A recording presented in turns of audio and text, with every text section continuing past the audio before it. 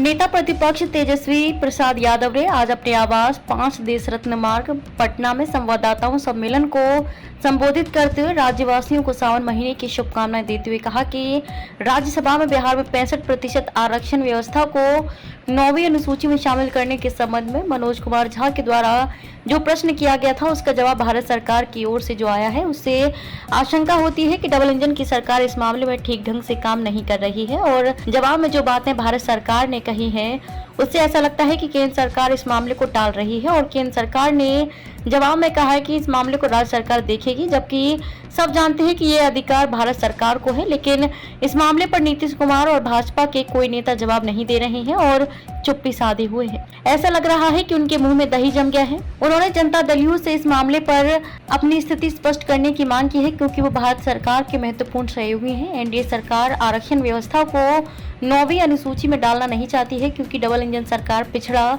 अति पिछड़ा, दलित और आदिवासियों को अधिकार और हक नहीं देना चाहती है। मुख्यमंत्री और उनके सारे मंत्री इस मामले पर चुप हैं। वे लोग भी चुप हैं। जब महागठबंधन सरकार के द्वारा आरक्षण व्यवस्था 65% की गई थी तो जनता दल के नेता उस समय मेरे साथ प्रेस वार्ता में शामिल थे और इस मामले पर उनकी चुप्पी आखिर क्यों है वो बताएं। तेजस्वी जी ने आगे कहा कि भारत सरकार ने बिहार को विशेष राज्य का दर्जा देने से इनकार कर दिया है और दूसरी ओर आरक्षण व्यवस्था को 9वीं अनुसूची में डाले जाने की बात पर टाल मटोल की नीति अपनाकर इसे राज्य सरकार का मामला बताकर पिछड़ों, अति पिछड़ों, दलितों और आदिवासियों के हक और अधिकार से खिलवाड़ करना चाहती है, जबकि सभी को पता है कि ये मामला केंद्र सरकार के अधीन आता है। इन्होंने आगे कहा कि राष्ट्रीय जनता दल आरक्षण व्यवस्था को 65% बनाए रखने के मामले पर माननीय सर्वोच्च न्यायालय में अपना पक्ष रखेगी और इस मामले पर अगले सोमवार को सर्वोच्च न्यायालय भी जाएगी। साथ ही केंद्र सरकार और राज्य सरकार की टालमटोल की नीति के खिलाफ राजद सदन से लेकर सड़क तक आंदोलन भी करेगी। जनता दलियों के नेता इस मामले पर अपनी स्थिति स्पष्ट करें, क्योंकि वह केंद्र में निर्णायक भूमिका में है। मुख्यमंत्री जी बताएं कि जातीय जनगणना पूरे देश में वो कराए जाने के पक्ष में है कि नहीं। स्थिति को स्पष्ट करें। केवल सत्ता का वह मौज ले रहे हैं, लेकिन पिछड़ों, अति पिछड़ों, दलितों और आदिवासियों को हक और अधिकार देने के लिए आनाकानी कर रहे हैं। 17 महीनों में महागठबंधन सरकार में रहकर हम लोगों ने नौकरी नियोजित कर्मियों को सरकारी कर्मचारी का दर्जा देने से लेकर जनहित के सारे काम किए, लेकिन महागठबंधन सरकार के अलग हो जाने के बाद सारे कामों पर ताला क्यों लगे हैं? आखिर इसकी क्या वजह है? भारत सरकार का मतलब भाजपा और जनता दल के साथ अन्य पार्टियां जो एनडीए से जुड़े हैं। बिहार की बड़ी हिस्सेदारी सत्ता में है, लेकिन बजट में विशेष पैकेज के नाम पर सिर्फ कवर बदला गया है। योजना वही है जो हमारे उप मुख्यमंत्री रहते हुए भारत सरकार से मिलकर हमने करवाया था और स्वीकृति ली थी। 65% आरक्षण व्यवस्था लागू कराने के लिए हम पूरा दमखम लगा देंगे। एनडीए की नीयत खराब है। 17 वर्षों तक वो लोग सत्ता में थे, लेकिन बिहार में जातीय गणना क्यों नहीं कराया, इसका जवाब दें। सिर्फ अपने हित के लिए सत्ता में बने रहना ही एनडीए के लोगों का काम रहा है। एक दूसरे के सवाल के जवाब में अनुसूचित जाति जनजाति के मामले पर सुप्रीम कोर्ट के द्वारा दिए गए फैसले पर श्री तेजस्वी प्रसाद यादव ने कहा कि अनुसूचित जाति जनजाति के वर्गीकरण के पक्ष में राजद कभी नहीं रहा है। बाबा साहब डॉक्टर भीमराव अम्बेडकर ने भारत के संविधान में आरक्षण की व्यवस्था में सामाजिक भेदभाव, छुआछूत और विषमता को पाटने के लिए ही आरक्षण की व्यवस्था की थी। अगर केंद्र सरकार आर्थिक तौर पर अनुसूचित जाति जनजाति को न्याय देना चाहती है तो उनके लिए नौकरी की व्यवस्था क्यों नहीं करती? इन्होंने आगे कहा कि आज भी दलितों के साथ किस तरह का व्यवहार किया जाता है ये सबको पता है। घोड़ी पर बैठने नहीं दिया जाता है और लोगों को मंदिर जाने पर रोका जाता है।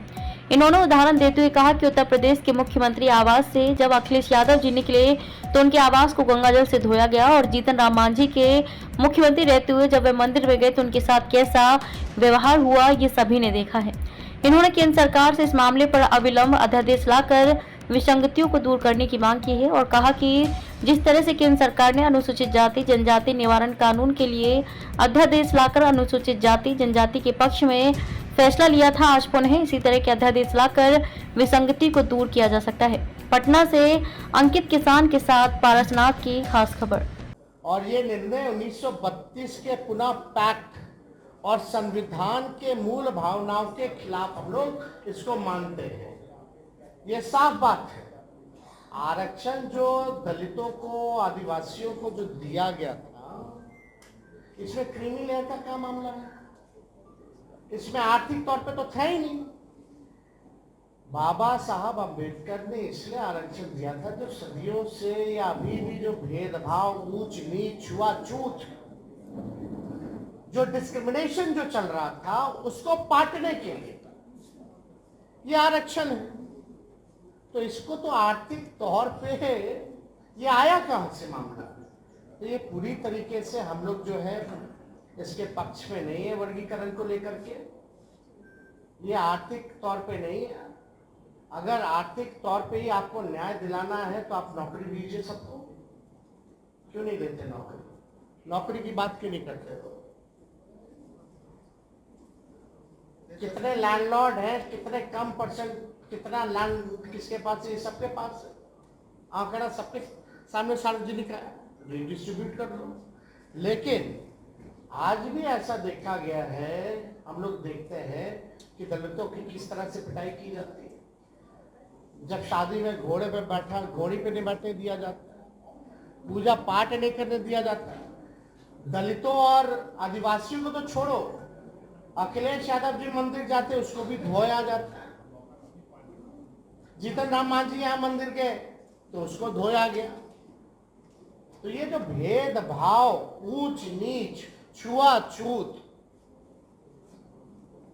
कोई जो है अनुसूचित जाति और जनजाति का मालिक ना बने, उसका वो ना बने।